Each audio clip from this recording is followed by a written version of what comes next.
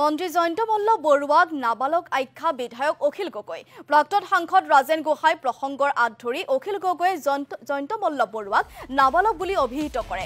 আগন্তুক লোকসভা নিৰ্বাচনৰ প্ৰতি লক্ষ্য ৰাখি গাঁৱে গাঁৱে প্ৰচাৰ অভিযান চলোৱাৰ মাজতে এই মন্তব্য আগবঢ়ালে বিধায়ক অখিল গগৈয়ে। আজি আপুনি জয়ন্ত মল্লৰ নিচিনা ফুকলীয়া ল'ৰা এটাই যাক জুবিন গাৰ্গৰ নিচিনা এজন শিল্পীয়ে গৰু বুলি কয়, জয়ন্ত মল্লৰ নিচিনা ফুকলীয়া ল'ৰা এটাই ক'ব পাৰে যে তেওঁলোকৰ প্ৰাক্তন সভাপতি ৰাজেন গোহাঁইক অফিচৰ পৰা গটিয়াই উলিয়াই দিব লাগে। এইটোতো মই কোৱা নাই, ৰাজেন গোহাঁই নিজে কৈছে। ফুকলীয়া যদি জয়ন্ত মল্ল বৰুৱাই যদি প্ৰাক্তন সভাপতি এজনক বিজেপিৰ কাৰ্যালয়ৰ পৰা খেদি দিব পাৰে, সেইটো SBS private company SBS company private লিমিটেডৰ বাহিৰে আন কি হ'ব পাৰে? তাৰমানে হিমন্ত বিশ্ব শৰ্মাই বিজেপি দলটোক টেক অভাৰ কৰি ল'লে। কোম্পানী যে ইটোৱে সিটো কিনি লয় যে টেক অভাৰ কৰি ল'লে। এতিয়া সেইকাৰণে বিজেপি দলটো বিজেপি দল নহয়, বিজেপি দলটোৰ অসমৰ নামটো হ'ল SBS company private limited. SBS company private লিমিটেডে এতিয়া আন সকলোৰে অধিকাৰ হৰণ কৰি লৈ গৈছে। সেইকাৰণে আপোনালোকে দেখিছেনে নাই, মৰিগাঁৱৰ বিধায়কজনে কি কৈছে?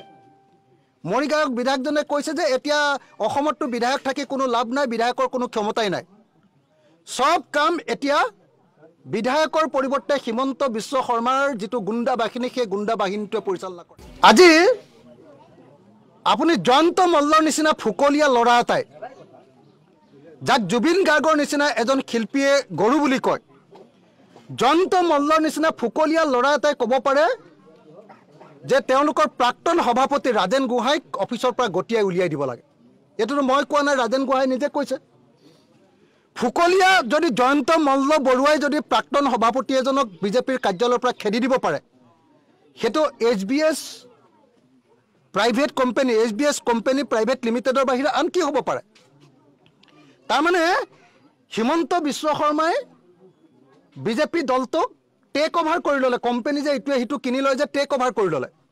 এতিয়া সেইকাৰণে বিজেপি দলটো বিজেপি দল নহয়, বিজেপি দলটোৰ অসমৰ নামটো হ'ল SBS company private limited. SBS company private লিমিটেডে এতিয়া আন সকলোৰে অধিকাৰ হৰণ কৰি লৈ গৈছে। সেইকাৰণে আপোনালোকে দেখিছেনে নাই, মৰিগাঁৱৰ বিধায়কজনে কি কৈছে? মৰিগাঁৱৰ বিধায়কজনে কৈছে যে এতিয়া অসমততো বিধায়ক থাকি কোনো লাভ নাই, বিধায়কৰ কোনো ক্ষমতাই নাই। সব কাম এতিয়া বিধায়কৰ পৰিৱৰ্তে হিমন্ত বিশ্ব শৰ্মাৰ যিটো গুণ্ডা বাহিনী, সেই গুণ্ডা বাহিনীটোৱে পৰিচালনা কৰে।